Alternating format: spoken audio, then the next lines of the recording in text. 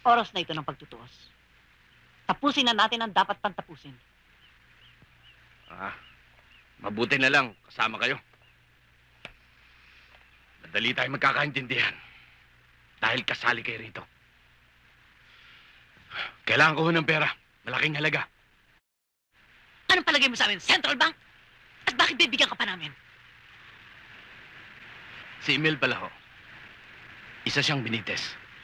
Tagapagmana ng malaking kayamanan. Sa kabalita ko, katulad ko, pasabit-sabit siya sa shooting. Pag siya ng pangasawa ni Zen, ayos na kayo. Dapat lang malagay sa ayos ang buhay niya na sinira mo. Nang dahil sa'yo, muntik na... Oh? Bakit ganyan lang kasamaan mo, Joel? Bakit pilit mong ginugulo ang buhay ko? Bakit hindi mo na lang ako patahimikin? Dahil sa'yo na rin. Dahil tinatrato mo akong parang isang ketongin. Parang isang basura. Pinabaliwala mo pagmamahal ko sa'yo. Inaamin ko. Isa akong hampaslupa. Isang mahirap. Magnanakaw, manggagatso. Pero ang pagmamahal ko sa'yo, malinis. Puro yan. Hindi ko binabaliwala ang lahat ng yan. Walang-wala pa talaga sa loob ko ang pag-ibig. Ayoko pang umibig. Kailangan ko ng 20,000. 20,000? Sasakalin muna kita. Kung hindi ho, ibubulgar ko sa mga press people ang ang tungkol kay Emil. Ang tungkol sa inyo nakaraan. Sa mga nangyari sa atin. Alam niyo naman, usong-usong ngayon yung pagkakalkal ng mga baho ng mga artista. Di ba?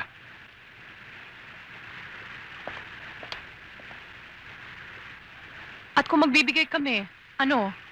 Tatahimik ako. Hindi kami magbibigay kahit na ano. Wala ka makukuha sa amin. Zen, kukontak ako. Tinanggap mo naman yung plano ko, di ba? Kinagat mo yung proposal ko. Hoy! Lalaki! Hindi ko Hindi! pinapagkakalpuhan mo, ha? At wala Hoy! kang pinapagkat sa plano mo! Walang yan! You're a Muna! fake! You're a fake! Hoy! You're a fake! Ano ka? Hindi Teka, mo dali na lang! ako talaga lalaki. Dali lang! Hanggang ka pa, ha? Hindi mo ba ako titigilan talaga? Ang dami mong gusto. Ayaw mo nito. Ayaw mo niyan. Lahat ayaw mo. Anong kaguluhan ito? Gary, what are you doing here? You tell me, Joey. Ewan ko kung anong ginagawa ko sa imposibleng babaeng ito. At ako pa pala ngayon ang imposible, ha?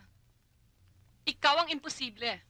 And you call yourself an interior designer. At anong dinidesign mo? Mga tindahan sa Divisoria. Ay, nako. Wala akong panahon sa mga away-away. Sa mga batuhan. Kung calm down ka na, baby, tawagin mo na lang ako sa labas. Joey, napaka-temperamental naman pala ng designer na yan. Well, he seems to be the very best. He's the one being called by all the leading families in Manila today. What seems to be a problem, honey? Yun na nga. Hindi ba? I just wanted this place redecorated and redesigned. So, nadinig ko, magaling nga daw siya. And I asked him to come up here. Aba, pagdating ba naman dito pinagtawanan lahat yung nandito? Batuhin ko nga. Ganyan talaga ang mga interior designers. May pagka-artistic temperament. Alam mo, kung minsan nga lang sobra. You know, I have a suspicion this guy, Gary. Meron siyang what's that, mahinhin? You mean AC/DC? Yan ba ang tawag nila doon? Seriously, Iha. You should listen to him. He's got taste, he's got class. Yan ang sabi ng misis ko. Whatever you say, kung inaakala mong talagang magaling siya, di okay lang sa akin.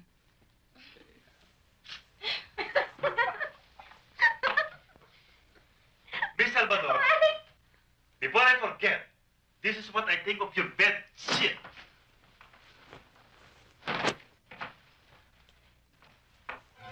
Roy, pinapasok ng tubig yung bangka!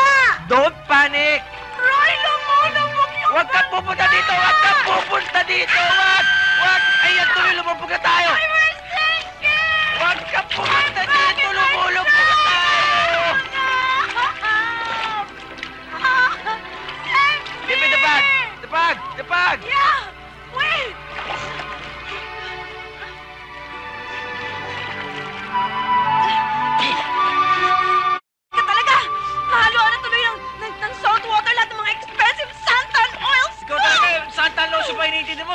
land tayo. Halika na. Let's swim for the land. Nangiya ka? Wala pa naman akong fins! How can I swim? Don't panic. Kaya ko pa nagsiswim ka. Pinupulikat na ako! Pinupulikat ka. Kala ko pa swimmer ka. Bakit wala bang swimmer na hindi pinupulikat?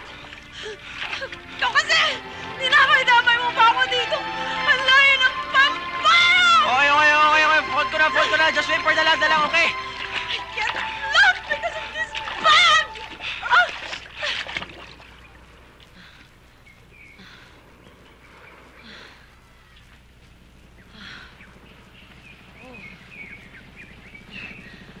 Wala yatang ibang tao rito eh. Ninuno yata, wala dito eh. Ayun! Hoy! Dali! Mama! Mama! Saklolo! Saklolo! Mama! Dito! Mama!